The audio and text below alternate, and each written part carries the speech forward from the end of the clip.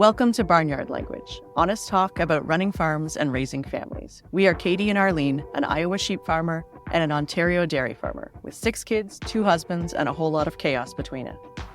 While this is a podcast for farm families, sometimes our content isn't for the whole family. So kick off your boots, reheat your coffee, and join us for some Barnyard Language. Hello, everybody, and welcome to another episode of Barnyard Language. We had a rare occurrence this morning. Katie actually beat me into the recording studio. So good morning, Katie. Well, I guess slightly afternoon for me, morning for you.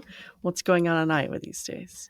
Well, Arlene, as I was telling you before we started recording, on Monday mornings, I hope my husband doesn't hear this, after he and the kids leave, I take a short nap on the couch before I force myself to do anything else. And this morning I had a dream that I was crocheting something, and I got like 70% of the way through and realized that I was supposed to be knitting it, and I had screwed it all up, and I was so angry in my dream that it actually woke me up. So I feel like that is just a sign of how things are going at this point. That's better or worse than an alarm clock that makes an annoying noise? I mean, I guess it's better than that, but it feels like it's been a week of the road to hell being paved with good intentions, etc. Do you want to expand on that? Or I have small children. Let's just put it that way. Yes. I tried to do something nice for them. They did not appreciate it. Right. It has turned into all hell breaking loose because I thought I was doing something nice. Because sometimes something nice changes their routine, and we don't like that in some households, right? I thought they were old enough to understand the concept of mommy and daddy not magically knowing how everything works. They are not. They still think that we are both omniscient and omnipotent, and maybe Jim is, but I'm sure not. Right, that you can fix everything. That definitely is not so much fun. And you should be able to fix whatever it is immediately, right? Yes, before it has even happened. I should have already known how to fix that. Yes, yeah, before you knew it was a problem. I set up an online Minecrafting date with a friend who does understand it and who is patient enough to teach me and my children how Minecraft works, in hopes that they will stop freaking out, because I thought I was doing something nice for them. Let's just put it that way. Yes, yeah. It was not. Yeah, I feel like I have been there in the Minecraft world. I will warn you, maybe it won't be an issue for you, but I was unable to play Minecraft because of the speed and the visuals of it.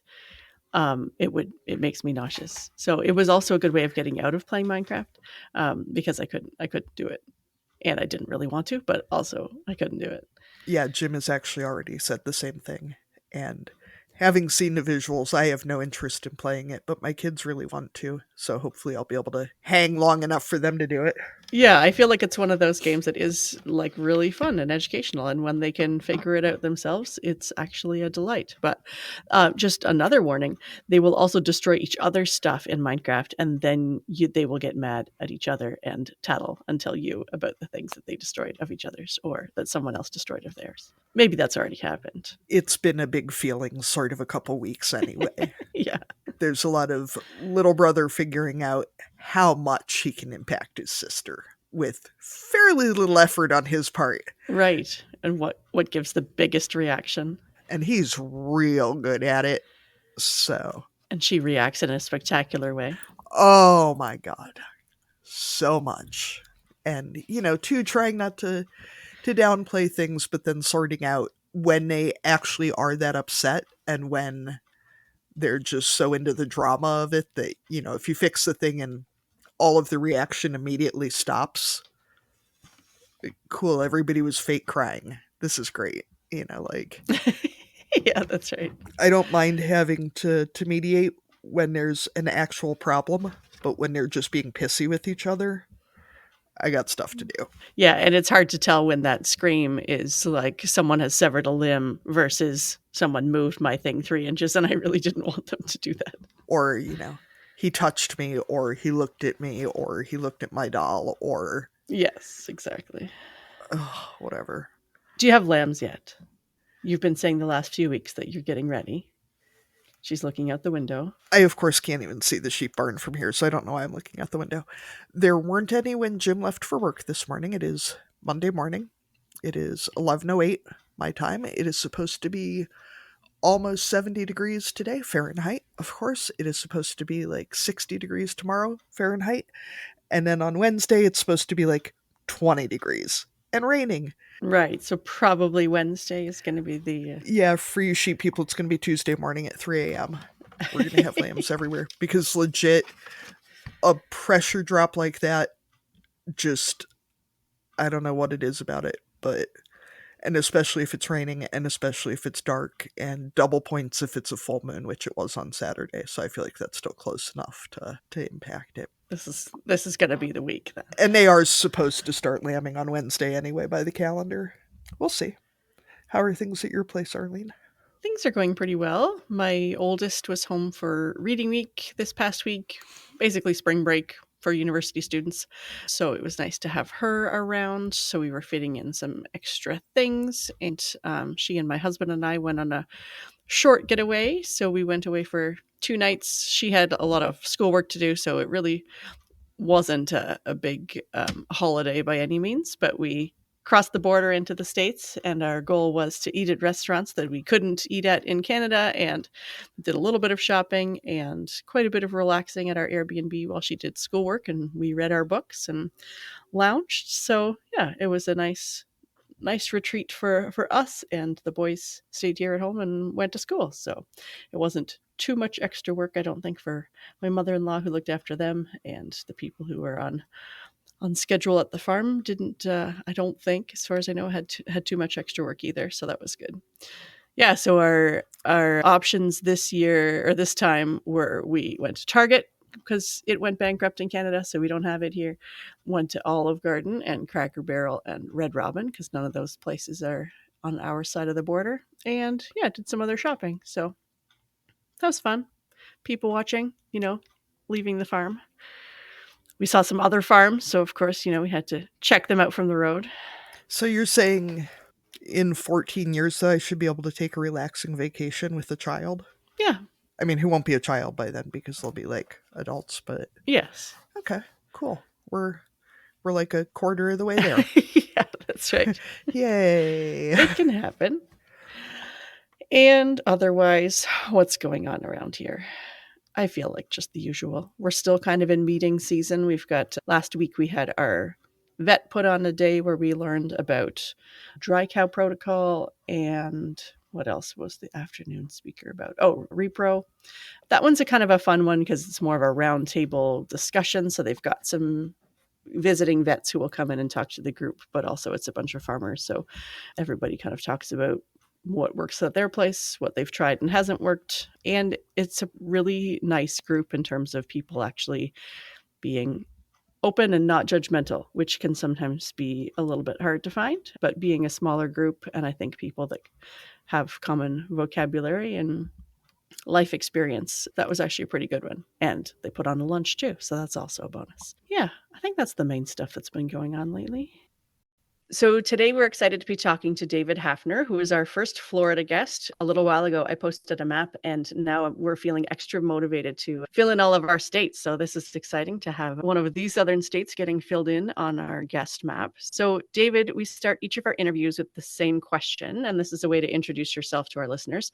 So we always ask, what are you growing? So that can be crops and livestock for our farmers, but also includes kids and careers and businesses and all kinds of other stuff. So, David, what are you growing? It's like I told one of my friends many years ago, I'm growing the future.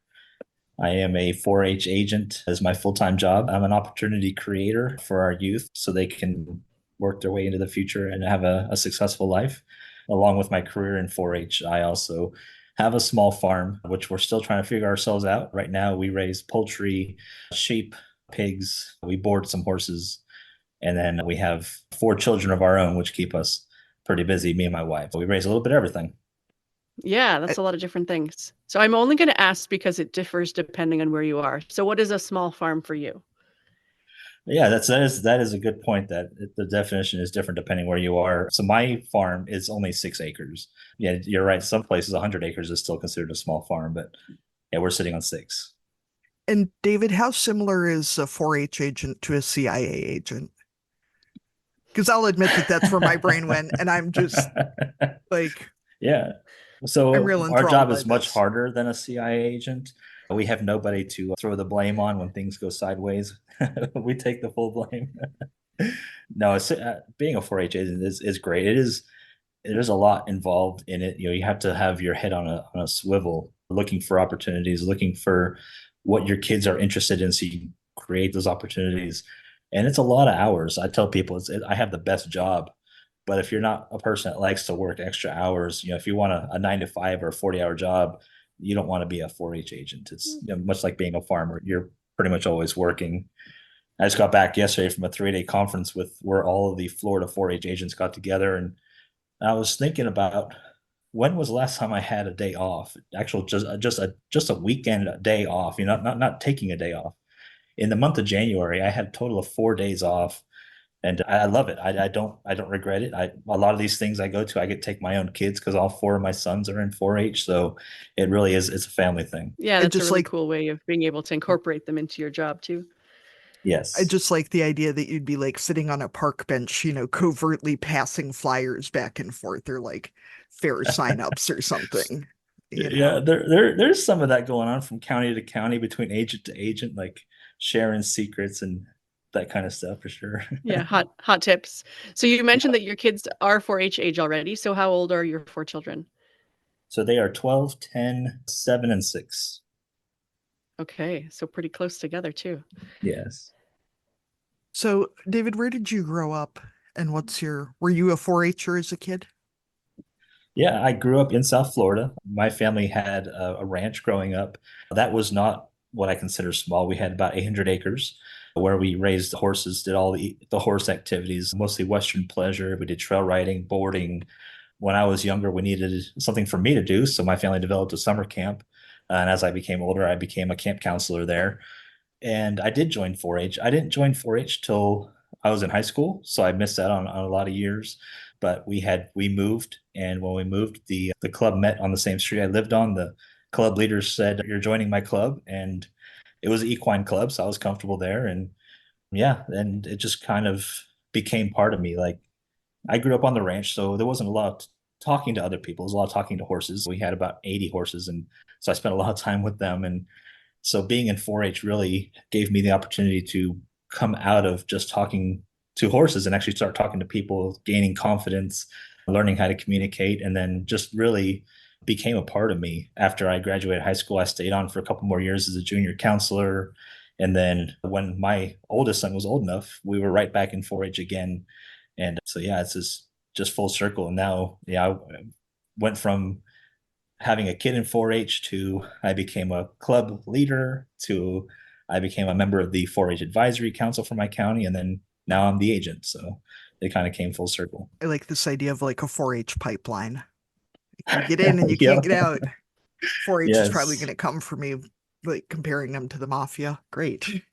So, like you said, you have a smaller farm that you're still trying to figure out. And I know from some information that you sent us before, that's in part because you were farming somewhere else and then had to move.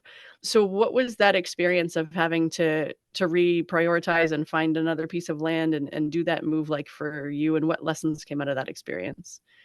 Yeah, that was tough. So that was in 2020. So that was bad enough year as it was, and it started off bad for me because all that happened before the whole COVID impacts. So in at the end of 2019, I had a total of about 16 acres that I was using, and 10 of those acres were leased right next to me. And my landlord said, "It's coming to the end of the year. It's time to re-sign the lease, but don't worry. I'm a little bit behind. I can't get to you to sign the lease, but don't worry. We're going to re-sign. You have nothing to worry about." And that was in December. Well, it got to be beginning of January. I was like, "Okay, it's time to get together. Can we get this lease signed?" He's like, "Oh, I just sold the property." And I was like, "Okay, so what does that mean?" He's like, "Well, the new landlords are going to build and they want your animals off. You have 2 weeks." And at that Wow. time, I was raising cattle. I had probably around 15, 16 head. I had built it up from three heifers in a bull and just was, building my herd, trying to really do something. So I had 2 weeks notice. And in Florida, the land value is extreme. to where it's kind of hard. If you don't already have the land, you're not going to get the land. Either it's already being leased to somebody or it's being developed. I tried my best with a 2 week window to find somebody to help me out. It just didn't happen. I had to sell off everything I had. And I really had a hard time with that because I've done other things. I grew up with horses. It wasn't until my 30s I started breaking into all these other types of livestock. And I really thought I was going somewhere with cattle and I really enjoyed it. And I really struggled with my own identity. Like, okay, who am I? I already struggled because I only had 16 acres and I felt like I wasn't enough. And now I don't even have cows. So what am I? Am I a farmer? I have a lot of knowledge. I've been through leadership programs and with farm programs, but it was really tough for me. So I was like, okay, I'm just done. I'm just done farming. I don't want to do it anymore.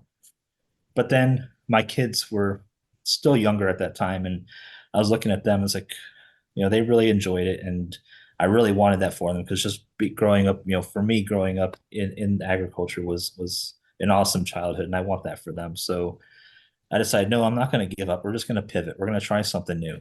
So I really started going more into poultry, and I was like, okay, we're going to make this work.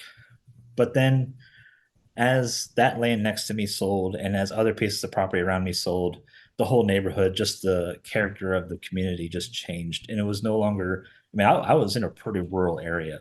I was actually attending college classes, trying to better myself. And I would have to sometimes submit my papers in the pasture just to get a cell phone signal. Yeah. But, so it was a pretty rural area and it was not feeling rural anymore. It was really developing up. And a lot of the people in my neighborhood that we all relied on each other to look out for each other because we were so far out there. They were all leaving. So we decided, you know what, let's go ahead, let's sell, and we'll move somewhere else too. And so that's what we did because we were down to 5 acres at that point, and it wasn't a whole lot to work with. And we just wanted to try something new. So that's when we moved to our current home. We've been there for 2 years now, and still just trying to figure out what fits, but not giving up either is where we're at. I think we're going to make a big push towards poultry. I think that's where it's going to be. That's really what I'm looking at. And when I was in my college classes, I was taking some ag classes, and one of the things that we had to do was make a business plan and really like how much how much money are you making on that chicken at the end of the day when you factor in the cost per pound of food and how much that chicken's eating and all that stuff. I took the opportunity to actually use what I figured I probably would do one day. So I in college I made my business plan. So it's time to put that thing to work. So in terms of numbers of animals at this point, what are you working with and kind of what do you said you want to expand or focus on the poultry? What is your vision Yeah. for what that looks like going forward? So as far as livestock at the moment, we're small. I have one sheep and I have two pigs. We have a dairy cow. It's a 4-H project that I don't know why we have her, but she's there. But so here's something that happened just recently. Thanksgiving morning, we woke up and we had Nubian goats. We had just put the male with the females to breed them. We were going to start milking the goats. We were going to start making products. We woke up to them all having been killed. We had a Mm. predator attack overnight. So it's just one of those things. It feels like every time we try to move in a direction, something keeps happening. So it's hard to keep moving forward, but we were going to keep moving forward. So we lost all of our goats that day. And then we had another predator attack New Year's Day morning. We lost another one of our sheep. So we were raising sheep. We had up to 10. We just started trying that out. We sold off everything except for our main two, and we're going to buy a new male and then rebreed. But now we have one sheep. So I don't know if we're going to continue with this having happened now twice in such a short time. I don't know if we're going to keep. I don't want to keep getting animals are going to keep getting slaughtered like that. I don't know much Go ahead. about Florida predators, but what do you suspect it was? It must be a decent sized predator if it's taking out Yeah. goats and sheep. So I did contact the FWC, Florida Wildlife Conservation Committee, and they're telling me it's coyotes. And I'm not trying to tell them they're wrong; they're the specialists, but I really don't believe that the first kills were coyotes. Just from what I saw in my experience, they looked more like a Florida panther. But to the FWC's credit, usually a panther will only kill one; they won't kill multiple. So that's why I accepted their reasoning and didn't push forward. The reason I don't feel like it was a coyote is the difference between a cat and a dog is a dog usually attacks and kills and eats from the end of the animal, where the cat goes more towards the middle. The second kill was definitely a coyote. The first one, it was more eaten towards the middle. So that's why that's my thought. But I'm not a Mhm. specialist, so I'm gonna go with what they said. Sure, yeah. Yeah. Well, I'm really sorry that that happened. That's rough. Yeah. David, I feel really But bad now because I was laughing to myself because I was waiting for you to say, and we went to put the buck in, and there were already kids on the ground because I know folks that's happened to. I can tell you that University of Washington has some real interesting research out about coyote predation. We have a lot of coyotes on our farm. We raise sheep. We have had so much more trouble with dogs, with domestic animals killing animals on our Mhm. farm than we've ever had Sure. with coyotes. But I mean, they are certainly capable and it's certainly possible. But as far as changing the size of your farm, do you think that starting with a smaller amount, has that been easier or harder than, I'm trying to figure out how to ask this. You had a larger amount, you went to a smaller amount, and then am I correct that you restarted with Yes. a smaller amount somewhere else? Right? Yep. Was it, how did the experience of starting knowing that you were going to start with a small amount compare to starting with a bigger amount and then ending up with a smaller amount, if that makes sense? Yeah. The hard part about for me was with going smaller at first is that you can't sell off anything to recoup right now. So you're having to constantly build without getting anything back. And that combined with the increasing price of everything, it just makes it hard to stay in it because you're just constantly putting out, and nothing coming back. Yeah, I think I figured out over the last 3 or so years, the price of all the different feeds that I use have gone up probably 30%. And a lot of things like the hay, you can't there's not much to buy here in Florida. We're getting hay from out of state. So any of that quality hay that you're getting in the northern part of the country, the western part of the country, that's getting trucked in. So we're paying not just the hay cost, but also that fuel cost. And so it's really difficult with that increase in inputs to just to start, just to build it up. Yeah. Yeah, that's right. So we've already been talking about predation. How does that figure into your poultry plan? I'm sure you've got lots of fences and Yes. barricades to Yeah. try and protect those birds. Yes. Yeah. No. So surprisingly, the only way I've ever lost a bird is if they escape and a hawk gets them. Nothing has actually bothered the coop. That is pretty well built. I'm pretty secure in that, and that is something that, like I said before, that's the direction I'm going. In the next month, you'll definitely see me sharing posts where I have just brought in probably 200 chickens. That's the number I'm looking at right now. I want to bring in some layers. And I also want to give a shot at some meat birds, some broilers, see how that goes. I have a lot of people in the community that want to buy from me if I get that going. I've never processed a chicken before. I've processed turkeys, so I'm sure it's similar, just on a smaller scale. So I'm interested in giving it a shot. Raise them for myself first, and then if it goes well, then we'll probably offer them to the community as well. So 4-H obviously is one of those programs that can look a lot different depending on where you are. I assume that 4-H in Iowa is probably pretty different than it is in South Florida, and I'd imagine it's pretty different even in Canada, Arlene. Although we know that Hmm. Canada is actually one place all the way across and is Yes, completely yeah, the 4-H is same definitely the from same from coast to coast. sea to shining whatever's on the other side. More sea, and then the upways, another sea. Yeah. Yeah. David, we joke a lot about how very, very little I at least learned about Canada in any part of my education, to be honest. Mhm. So, what does 4 H look like in your neck of the woods? So you're right. 4-H is different from place to place, and it's different from county to county. The way I see it is based on two things. You're going to have it based on what are the interests or the sparks of the kids in the program, and it's going to be based on what are the interests of the agent. And I've seen it where The only programs that a county has are the ones that the agent is interested in. But I've also seen it where you have these agents that are above and beyond, and they bring in every opportunity that the kids are looking for. When it comes to my county, yeah, I've only been the agent for a year, so I'm still building. We've had some great agents, but we've also had a lot of turnover in agents. My son, who is 12, like I said, he's had four agents, including me, in his 4-H career. So there's been a lot of turnover. But when I came in, we had a lot of livestock programs, which are great. I love livestock. But it's important to remember that 4-H offers so much more than just livestock. So I've really worked hard to bring in new programs that you don't have to own an animal to participate in. I just started a livestock judging team, which is actually what I did when I was in 4-H. I did equine judging. We're focusing more on community service, and we're focusing on civics and leadership. Actually, I'm leaving on Monday for a 3-day trip to our state capital, where I'll be teaching kids about engaging with their representatives and how to, how to not only how to develop your story, how to talk with them in person, and how to talk to them for 15 seconds in the elevator, because that elevator speech is so important.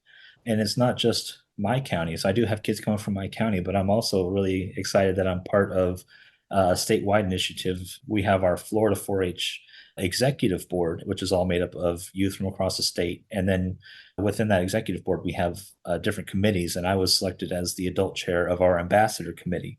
So I'm actually teaching a group of 17 kids from across our state how these skills and how to do this kind of stuff. And I teach them with a focus of not something that, I don't teach them you need to be 4-H ambassadors. I teach them, all right, let's find what your interest is and how can you share that. So that's something that I was a member of the American Farm Bureau. They have the Partners in Advocacy Leadership Program, and that's kind of what they did with us. Is they really wanted us to hopefully be advocates for Farm Bureau and for agriculture, but really they just wanted to teach us the skills so we could then be advocates. So I try to take that and share that with our Florida 4-H kids. I feel like both as an employee and as, an entrepreneur and business owner myself, and as a parent, I don't feel like we've ever heard anyone say, our kids too well prepared for public speaking. They do too well out in public.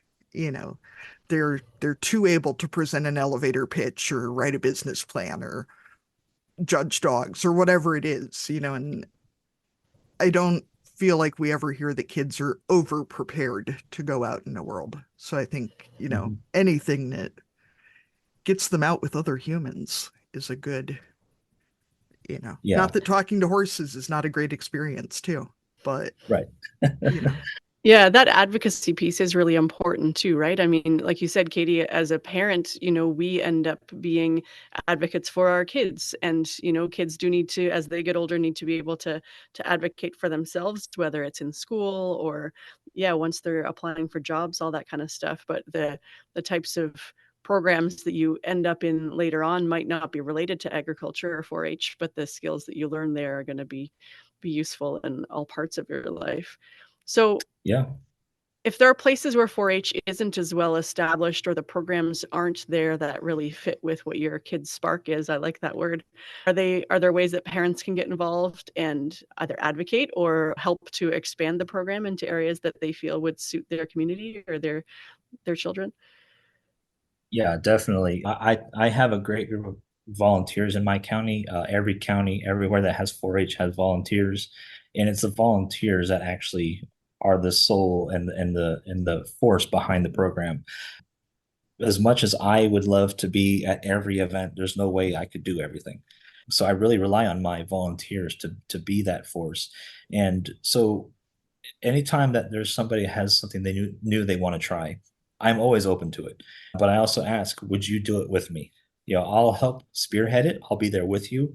But I'm going to need you to then pick it up and continue it, because there's just no way I could do everything. So if you want to, if your program is not where you want it to be, or you have new things you want to try, I very much encourage you to contact your 4-H agent and just talk to them and say, I'm interested in this, and you have me. I will be that volunteer. I will help you get it started. Because a lot of times that's the problem, is that we are at capacity with what we have. We really can't take on anything new.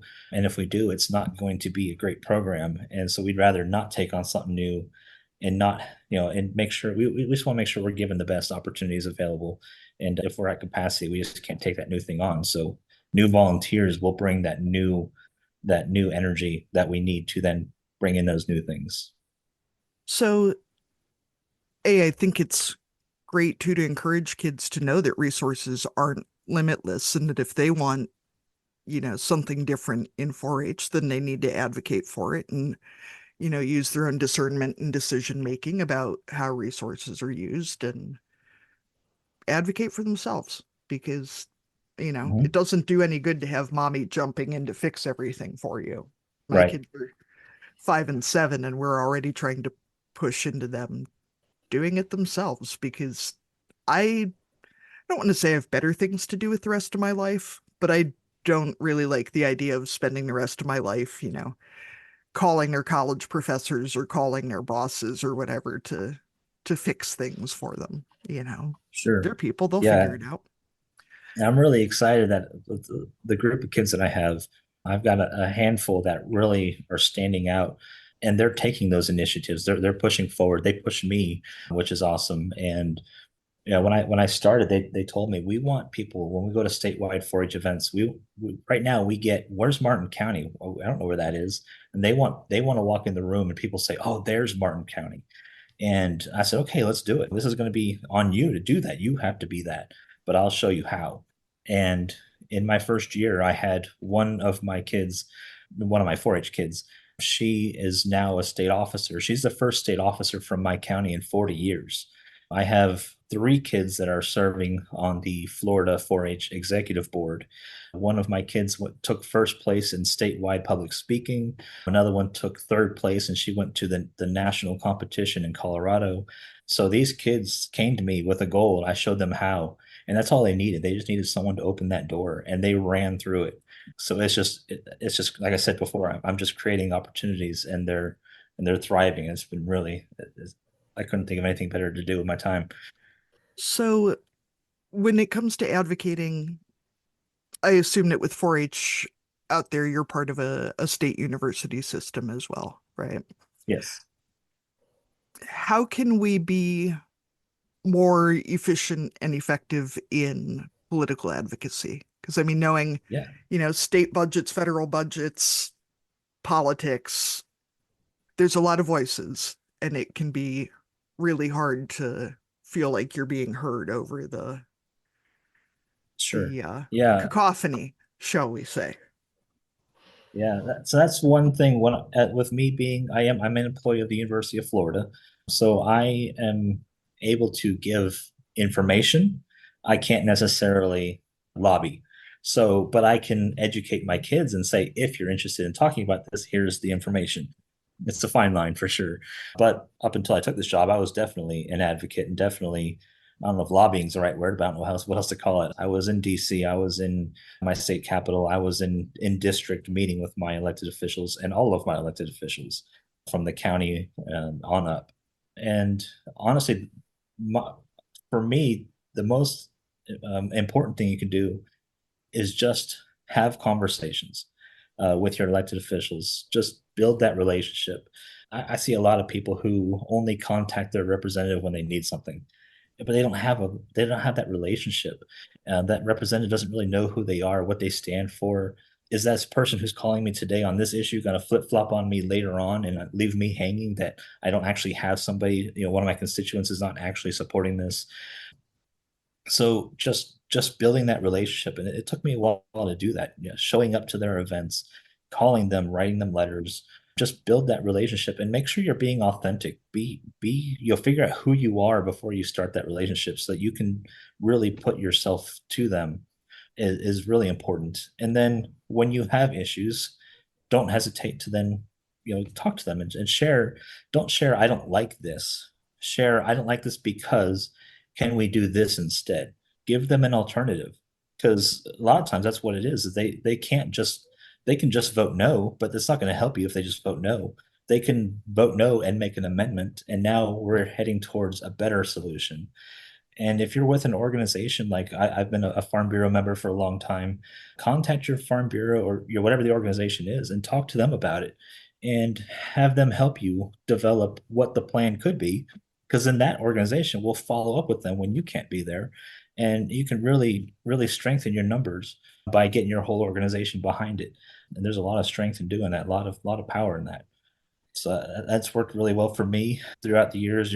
I've done my elected officials don't always go the way I want them to go, and they're not going to. I let them know when I don't agree with them, but I also let them know we're going to continue having conversations, though. I'm not cutting you off because you didn't vote my way.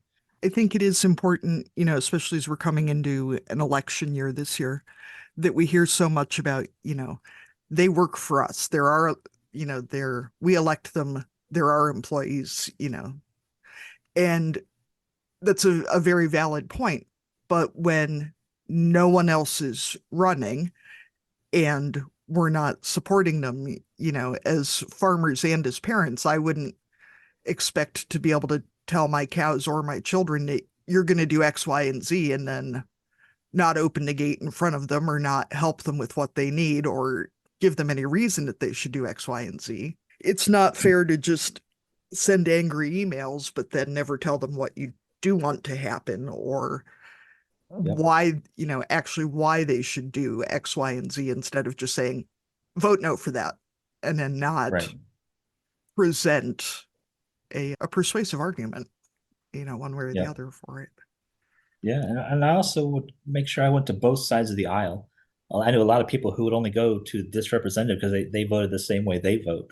Well, that other person's going to vote on it too. You should talk to everybody you can get a hold of. If you can get their ear for 30 seconds, take their ear for 30 seconds. Doesn't matter what letter is sitting next to their name.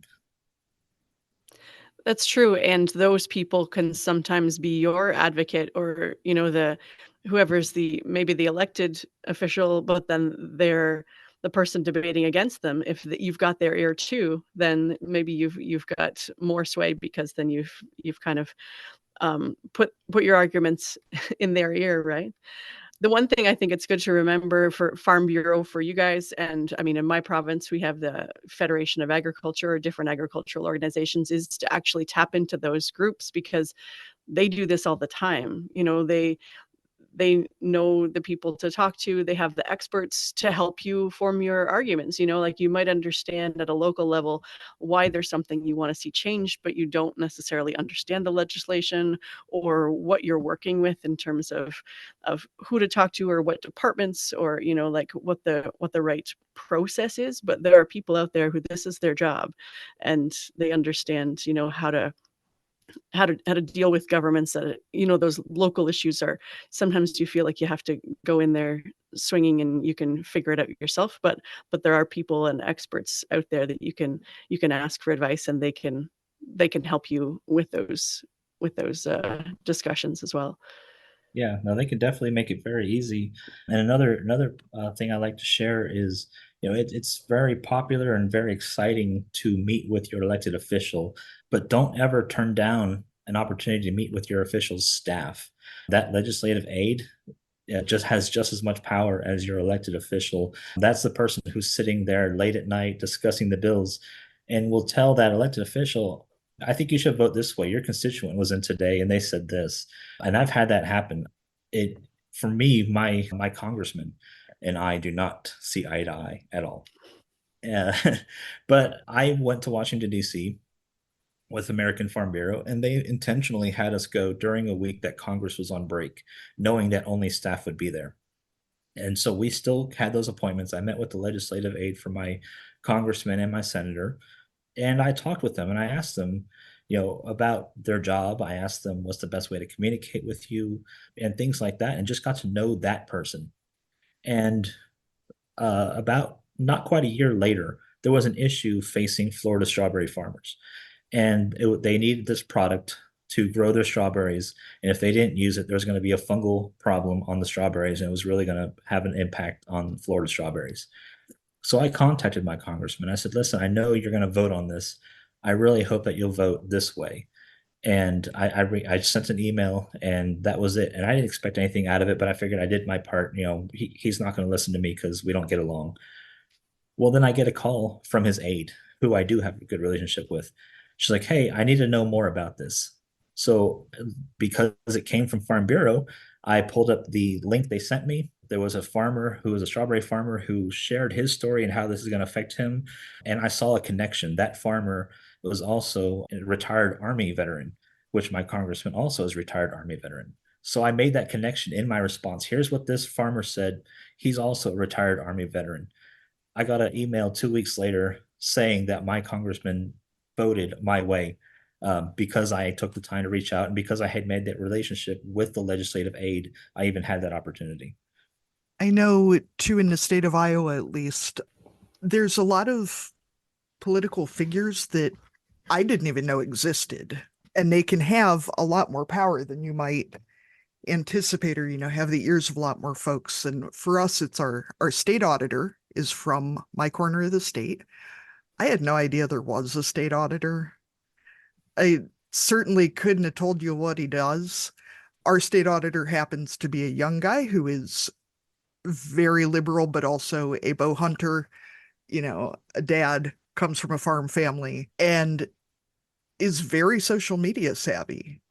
And he knows, as far as I can tell, more about what is happening in this state than anyone else does. Because if you're the guy who follows the money, you're going to know what's happening.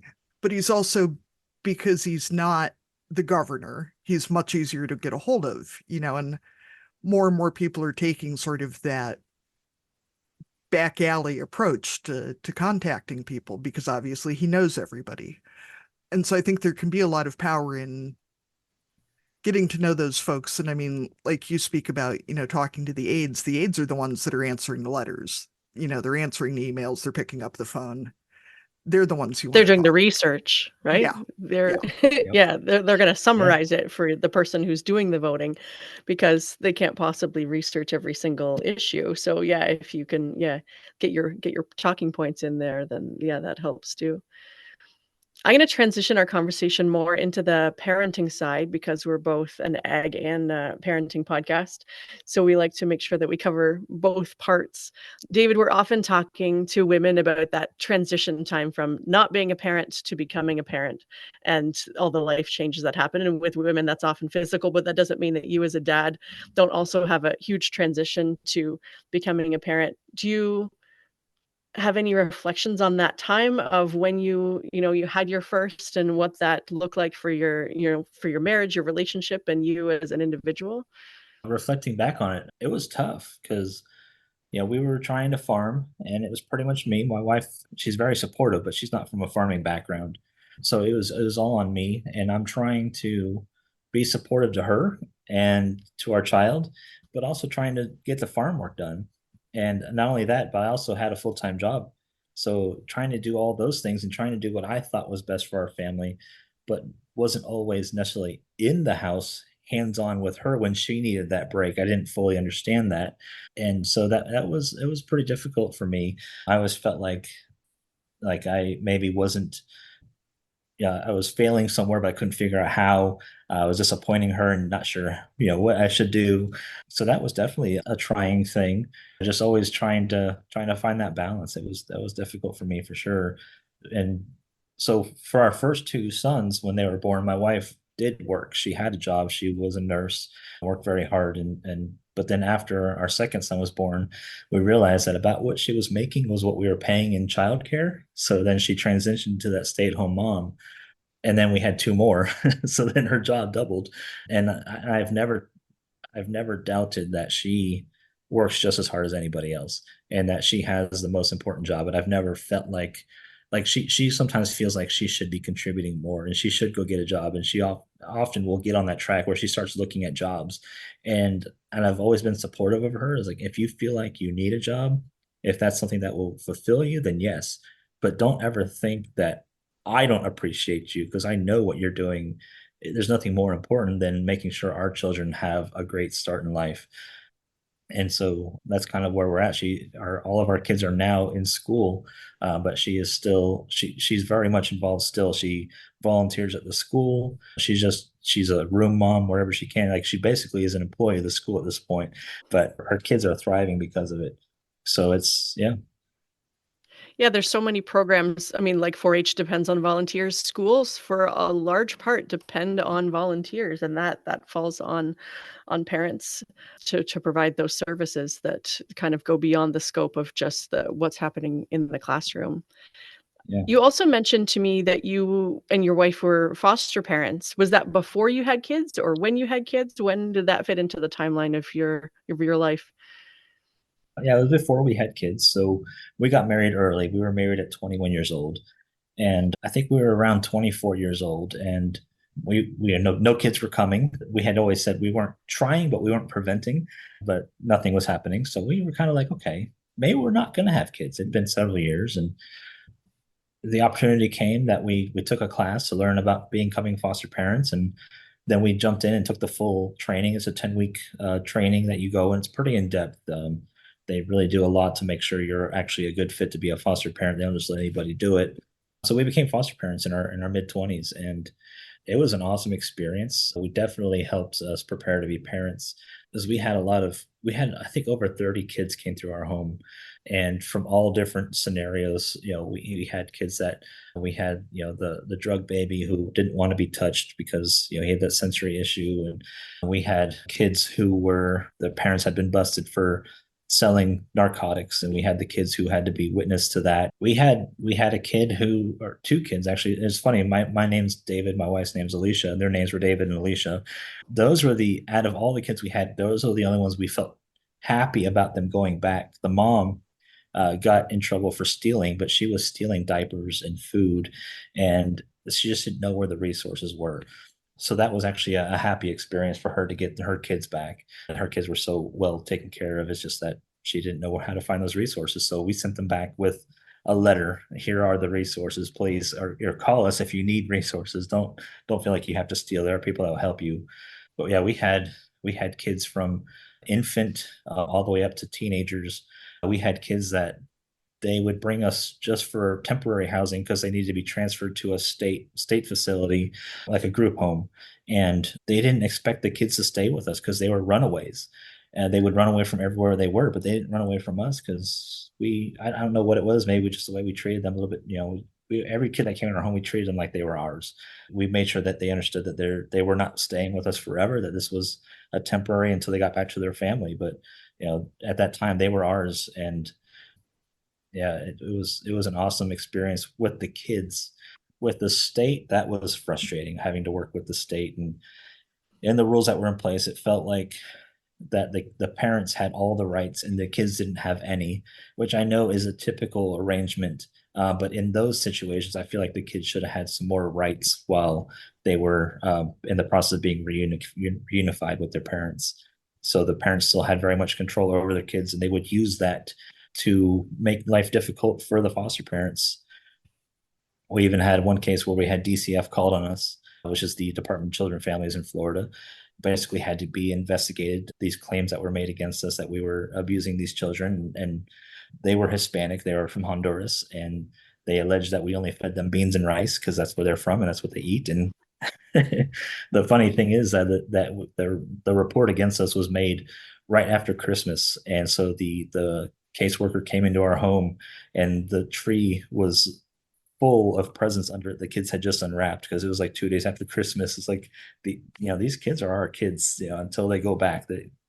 So it actually ended up being a great experience because we got to experience what that's like, and then it just validated that we were doing the right things. But it was, yeah. So what went into the decision to end being foster parents? Well, that's when we had a child coming along. There are very strict rules on how many square feet you need to have in your home for having children. And at that time, we had a smaller home. So with a child coming, we no longer had the room to have foster kids. It was a hard decision because we really did enjoy it. And it could be something we do one day again when our kids are grown. But that's the reason we end up surprisingly having our own child. And that was it for fostering. But something that's cool that's come of it since is we had two young girls that were in kindergarten and second grade. And unfortunately, we really thought they were going to be placed with us forever. We really thought we were going to adopt them. And it didn't work out. They ended up going back with their family, which is good. When the older sister became an adult, she actually found us. So now we get to communicate with her a little bit, and she's a mother now, and she's actually, it looks like she's doing really well, which is great because usually a kid that's in the foster system, their kids end up in the foster system. So I think she's actually going to break that trend, which is awesome.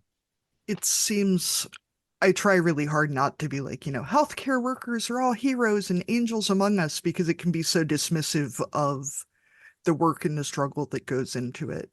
But foster parents are special people. It just is. And especially knowing that kids don't end up there for any happy reasons. It's not like parents are saying, "Well, I hit the lottery. I'm putting my kids in foster care. I'm out of here." Like it's never anything good that gets a kid Mhm. into foster care, and that having the ability to have empathy for those people and to be able to treat their children like they're your own, even when their parents are being a pain in the ass and probably did something that deserved their kids being taken away sooner rather than when they did get taken away. It does really take special people to do that and to be able to keep doing it. So we have some friends that are fostering right now, and as someone who also was doing no babies are coming, and we got about 3 weeks into foster training, did the background checks, did the fingerprints, did all that, got pregnant after almost 4 years of trying. The foster care, the woman who was arranging it said that it's a surprisingly common situation. Anyway, I'm wondering how we can be supportive of folks who are doing foster care, because I imagine that the experience of becoming a parent to kids who are not ones that you spent presumably 9 months expecting, and who a lot of times aren't newborns, and who hopefully are going to be reunited with their families and are not going to stay in your home, how we can support those families as well, because it's a very different way to become a family. Yeah, no, it really is. It's you basically get a call. Hey, we have kids. Can you take them? And within an hour, they're in your home. And typically, you're lucky if you get a trash bag full of clothes that comes with them. More than likely, you won't get that. Um, and so, a lot of communities have a foster closet. What they call a foster closet typically is just a place where they collect items that foster families can go and shop. It's kind of like a thrift store. They shop for free, or some thrift stores will offer free clothes to foster parents. So just supporting organizations that have those avenues to get items last minute, on a moment's notice, to get clothes. And a lot of these kids are young. They might still be on formula, and that's a huge expense. I don't know about other areas, but in Florida, you do get a stipend. If you're taking care of those kids, you don't spend on anything except for those kids. But that stipend doesn't come until after you've had them for a month. So you're taking on costs right off the bat. So just having that things in place when a kid comes into care, that you can immediately get the things that those kids need is a huge thing. That for me, that was the most difficult part of being a foster parent, is just not having the stuff for those kids when they first come into your care. All right. So we took a deeper pivot there than I anticipated. So your kids are, you said 12, 10, 7, and 6, was that right? Or 6 and 5? Yes. Okay. Arlene's kids are a bit older than mine, but my kids are 7 and almost 6. So we're right there in the young children trenches Mhm. with you. What parenting advice can you give us? And I mean, obviously, you deal with a lot of kids if you're, going from summer camp to fostering kids to having kids to running a 4-H program. Presumably, you like children, or you would have Mhm. noped out by this point. Right. The trend indicates that he does enjoy being Yeah, around children. Yeah. I yeah. do. I guess the first thing that came to my mind was understanding that their childhood is not the same as our childhood. When I was growing up, I could just get on my bike and go ride wherever I wanted at 10, 12 years old. And my parents weren't even home. I was a latchkey kid, and just, I had all kinds of free time. I could just do whatever. Kids today don't have that. Not only are they you got to be here, you got to be there, you got to be watched wherever you go. But they don't have all that extra time. They are really busy. Everything that the kids that we have them doing now, all the different programs that are in the school, it feels like the school days are longer. It's just making sure you realize that you can't compare our childhood with their childhood. You're comparing apples and oranges, and just take the time to really take and listen to them. Find a way to communicate, because they don't also not going to necessarily communicate the same way we do. The things that we had to communicate with back then, it was a lot of verbal communication, a lot of in-person communication. I didn't have internet till I was halfway through my senior year of high school. There was no texting and no emails. It was all in person. And now the kids now they're not in person. They're not used to making eye contact. So you really have to think about from their perspective that it's a whole different world. And if we expect them to be like us, they're going to fail. We need to. It's okay to set expectations, but we need to realize where they're coming from and at least meet them in the middle. That's good to remember, because I know even, during the COVID years where I live, our kids were online school for months on end.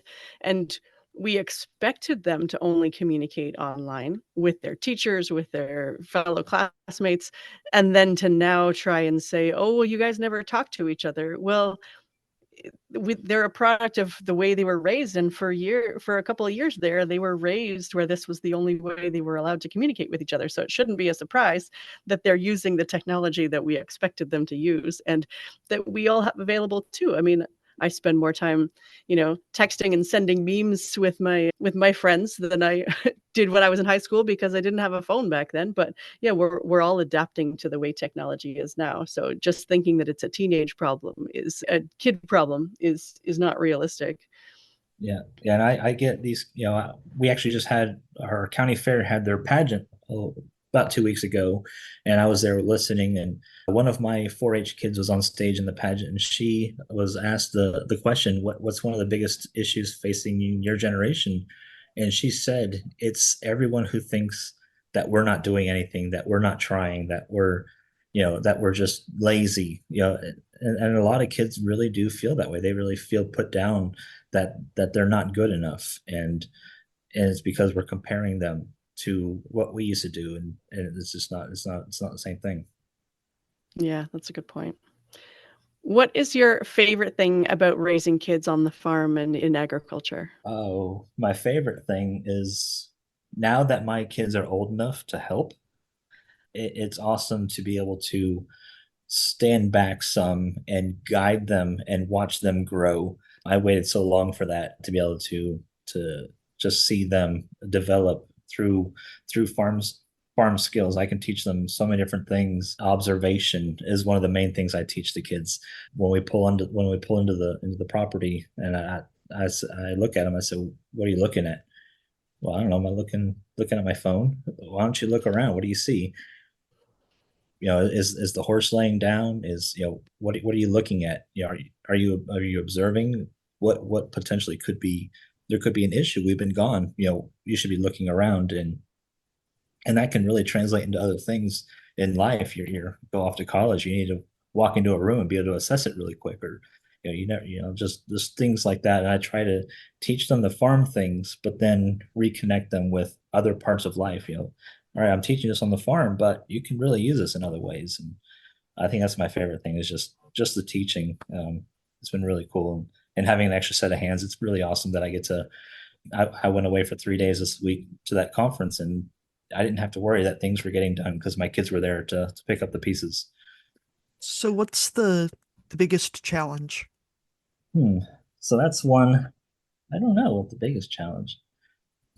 I guess the biggest challenge is just having enough time, just making sure you have time, being intentional with your time, to really, you only have so much time. And I know everybody says that you only have your kids for such a short time, but the older they get, the more you realize it. My son's 12.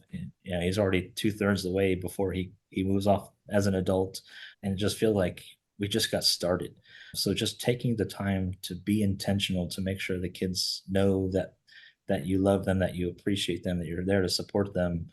I think is the biggest challenge because there's just not enough time to really do it. And like you said, all those other things start to pull them in other directions, which is great because if they're involved in things, that means they're interested. But then, yeah, our sliver of time just gets smaller and smaller and turns into Yeah.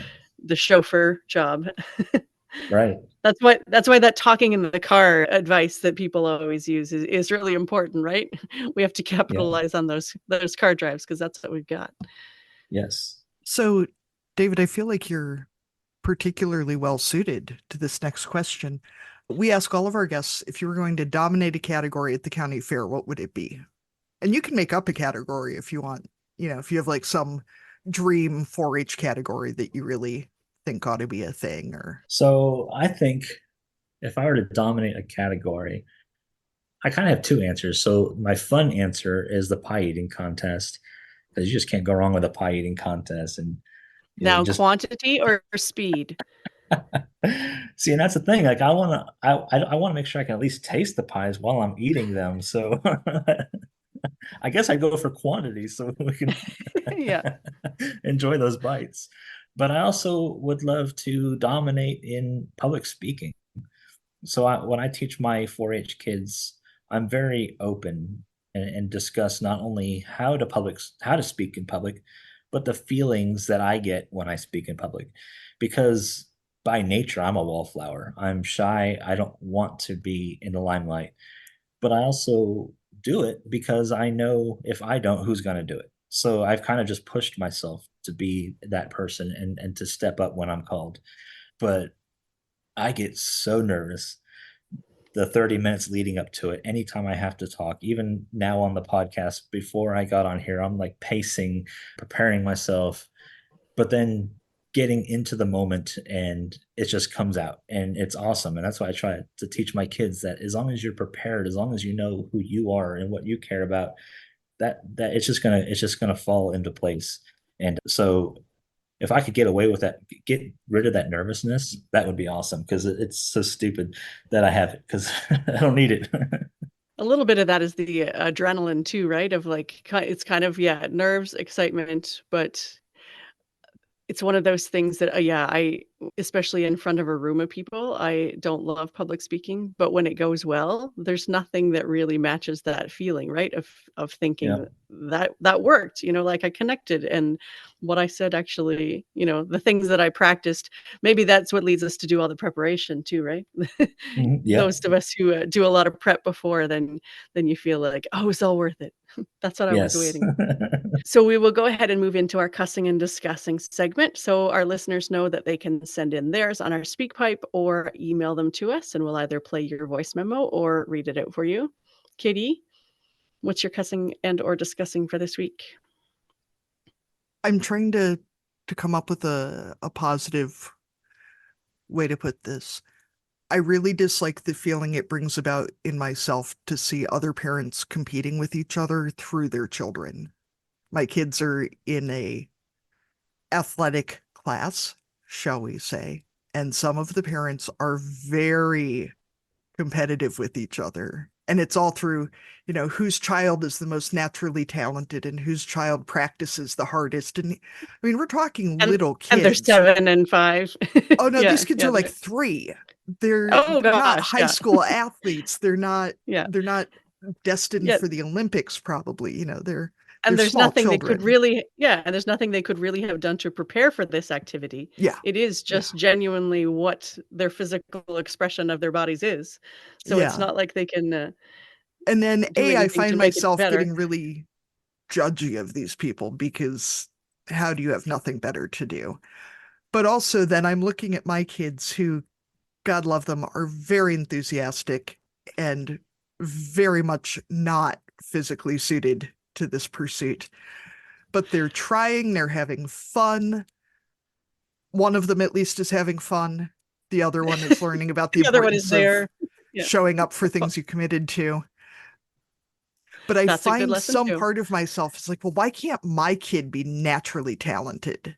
And just because my kid is twice the size of this child who is their same age and not from a coordinated family. And also, I don't give a rat's patoot about this athletic event. So now why am I all like, because I'm, and then I feel like I'm judging myself as a parent because my kids faceplant a lot. And I find it really funny. Like they're not getting hurt. They're fine. They're laughing about it. But the other moms are like, oh, those poor children. They'll never be Olympic athletes. And I'm like, now you're right. Like they're not going to be Olympic athletes. That's Yeah. fine. And chances are no one in this facility is. So Yeah. we don't need to worry about it. And just the fact that I am obviously getting so sucked into this that it was 24 hours ago that I was watching this happen again. And I'm still just like, feeling it. just, I hear what you're saying. Yeah. Get a life besides your children's activities. Unless you're a 4-H agent, and then you should definitely be more involved. Probably we should all be volunteering for shit like 4-H instead of taking our kids to things they're not suited to. They can have a variety of interests, and if they're having fun, then that's good too. One of them's having fun. Yeah. You're driving there anyway. The other one's going to have to do it.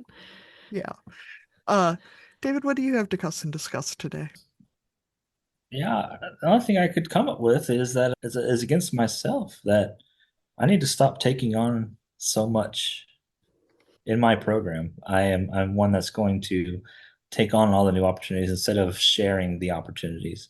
So I really need to take the time to find some new volunteers who want to try some of these opportunities with me and share some of this awesomeness, because I'm kind of being greedy at the same time that I'm not sharing it.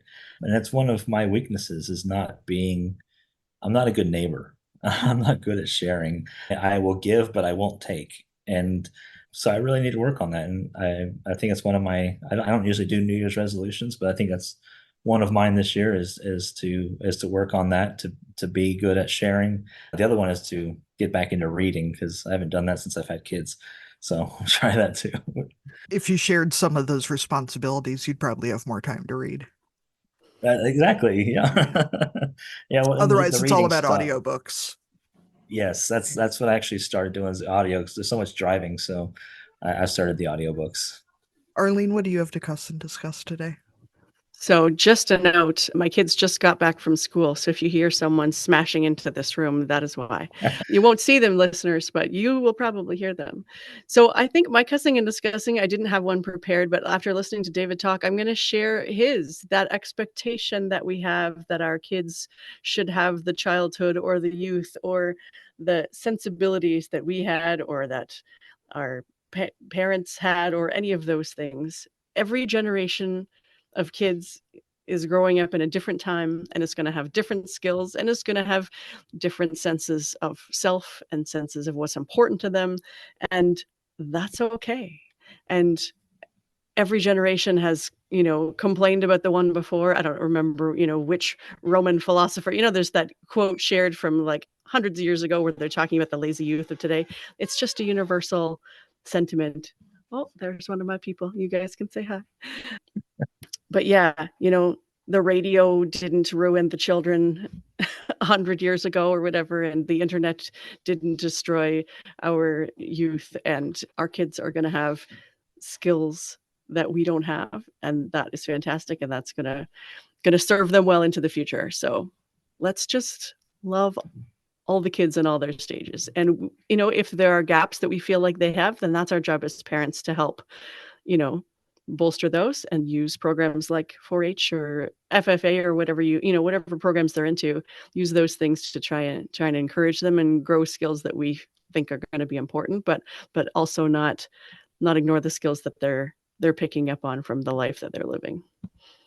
We were laughing the other day about the idea of what parents said when the printing press was invented, where they yeah, whining those about books are ruining their hand minds. copying their manuscripts anymore. Right. Yeah. That was Gutenberg probably ruined cars. everything. Yeah, the cars and the radio, all the things that made the next generation lazier than the one before. But it's a different world, and that's all right. So, David, we want to thank you so much for joining us today. If people want to connect with you on social media, where should they track you down? Well, you can easily find me. I have a website. It's farmeradvocate.com. Facebook is also Farmer Advocate. And then I'm also on TikTok, Instagram, and YouTube as Farmer_Advocate. Super. You're in all the places advocating. Right. Thank you so much for talking to us today. Yeah, thanks for coming on, David. Thank you for joining us on Barnyard Language. If you enjoy this show, we encourage you to support us by becoming a patron.